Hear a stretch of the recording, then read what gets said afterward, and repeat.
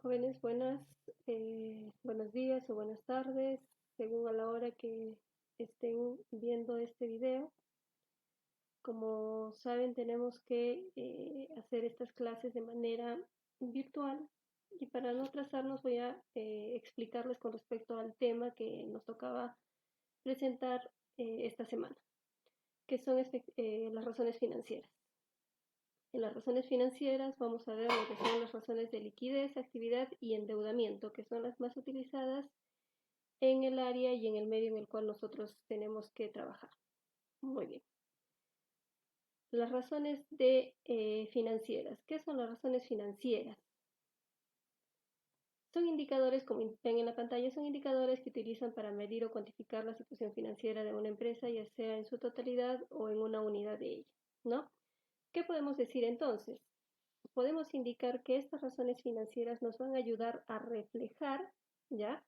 ¿Cuál de estos indicadores o con cuáles de estos indicadores vamos a poder eh, cuantificar o poder identificar la verdadera situación real de la empresa?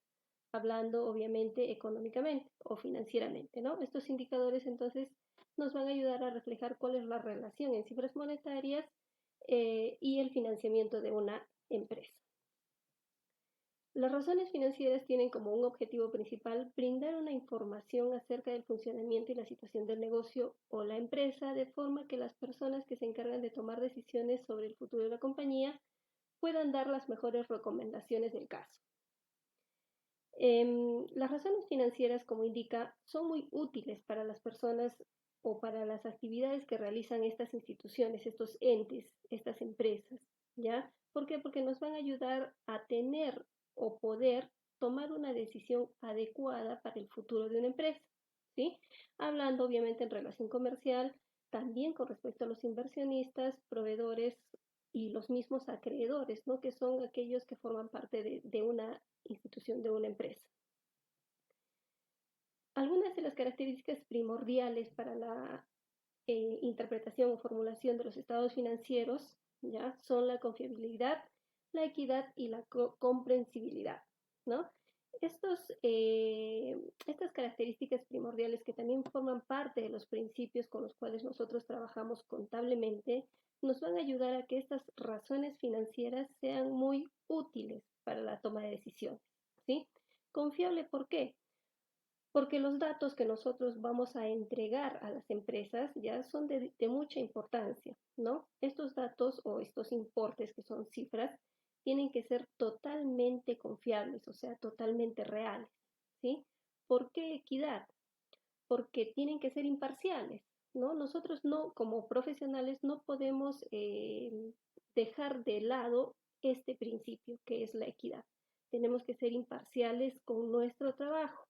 Tenemos que demostrar realmente la distribución que se hace en la empresa, ya sea en bienes, ya sea en servicios o en lo que se refiere a la empresa, ¿no? Por ejemplo. Y comprensible, ¿por qué? Porque tenemos que entregar, pues, de una manera en la cual pueda ser entendible para cualquier persona en el área en el cual se está trabajando, ¿sí? Tiene que estar con datos claros y que reflejen, obviamente, valores reales. Muy bien, parte de las razones financieras, una de ellas son los indicadores de liquidez que nos van a enseñar o nos van a permitir saber con qué cantidad de dinero cuenta la empresa para poder afrontar sus compromisos. Muy bien, los indicadores de liquidez entonces se definen como la capacidad que tiene la organización para saldar las obligaciones que ha adquirido a corto plazo a medida que éstas vencen, ¿sí? Entonces, vamos a ver parte de los indicadores de liquidez. Uno de ellos es la razón corriente, ¿sí? Esta razón nos va a indicar la capacidad que tiene la empresa para poder afrontar o para poder asumir sus obligaciones, en otras palabras, sus deudas o compromisos al corto plazo. Recordando, jóvenes, de que corto plazo se refiere a aquellos compromisos asumidos en los cuales estamos englobando dentro de un ejercicio contable, o sea, un año, ¿sí?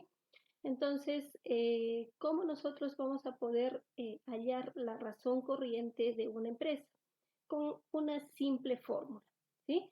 ¿Cuál es esa fórmula? La división del activo corriente entre el pasivo corriente. ¿Qué es lo que eso nos va a permitir? Como les digo, saber cuántos activos corrientes tiene la empresa para poder cubrir o respaldar los pasivos exigibles a corto plazo. La fórmula que ven en la pantalla es la que les acabo de indicar, el activo corriente entre el pasivo corriente. ¿De dónde sacamos estos datos? Ustedes ya saben que estos datos o estas cifras las tenemos en nuestro estado de situación financiera, conocido también como el balance general. La prueba ácida. La prueba ácida también es una razón de liquidez, ¿ya? Pero en el caso de la prueba ácida, como su nombre mismo nos indica, es una prueba más precisa, ¿ya?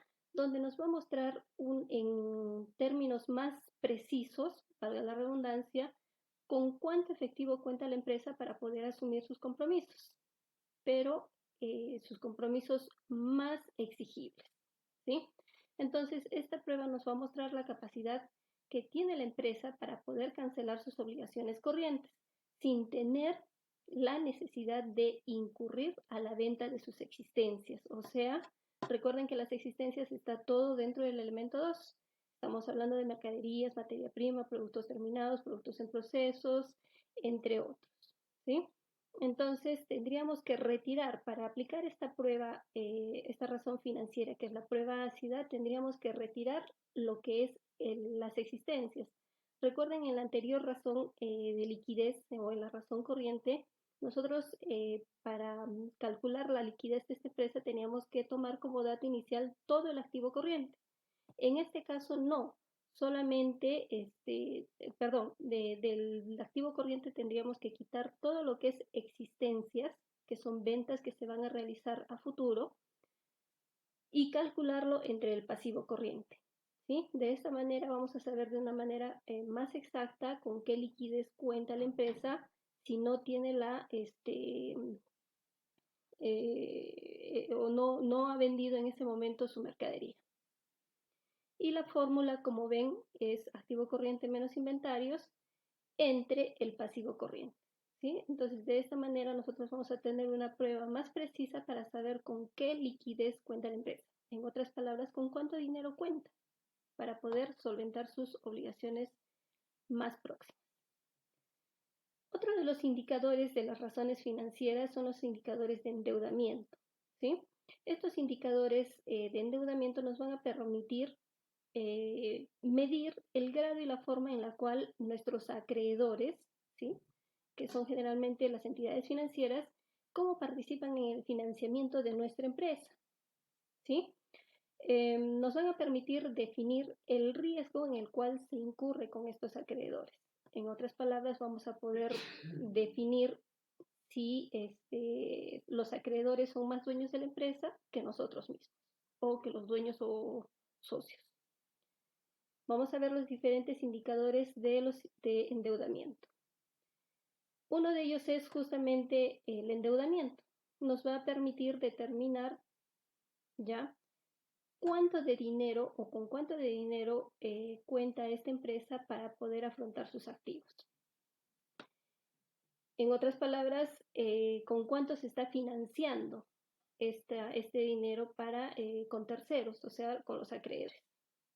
La fórmula es el pasivo total que se tiene con terceros entre el activo total. El siguiente indicador es el indicador de actividad, que nos va a permitir medir la eficiencia de una empresa con respecto a la utilización de sus activos, cómo hace el uso de sus activos esta empresa, ¿no?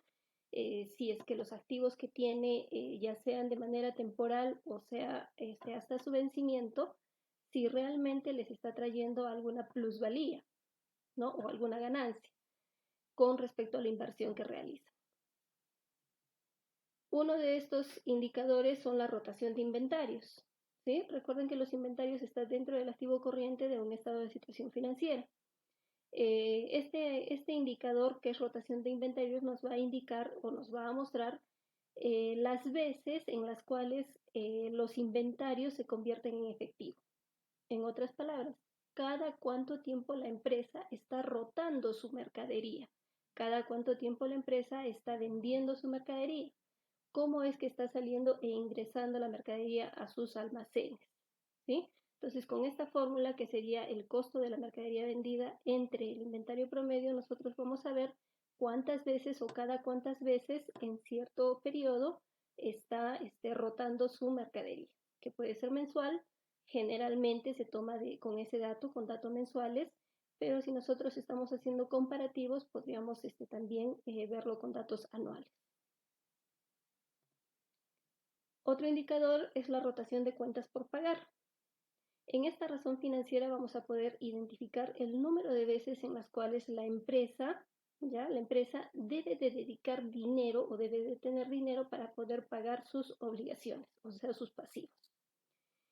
Obviamente en un periodo determinado, ¿no? Recuerden que los compromisos que asume una empresa no necesariamente son mensuales o anuales, pueden ser quincenales o pueden ser según los contratos determinados que tengan con sus proveedores. Otro indicador que conocemos también en lo que son las razones financieras son los de rentabilidad. ¿Ya? Estas razones de rentabilidad nos van a ayudar a medir la capacidad que tiene la empresa para generar utilidades. Este indicador es bastante importante, ya que va a permitir al socio en sí y bueno, a los accionistas saber cuál es la rentabilidad que van a conseguir invirtiendo en la empresa o con la inversión que ya hayan realizado en la empresa al aportar capital. Parte de estos indicadores son el margen bruto de utilidad, el margen de utilidades operacionales, el margen neto de utilidades. En el caso del margen bruto vamos a medir el porcentaje de la utilidad de la empresa después del pago de mercancías y existencias.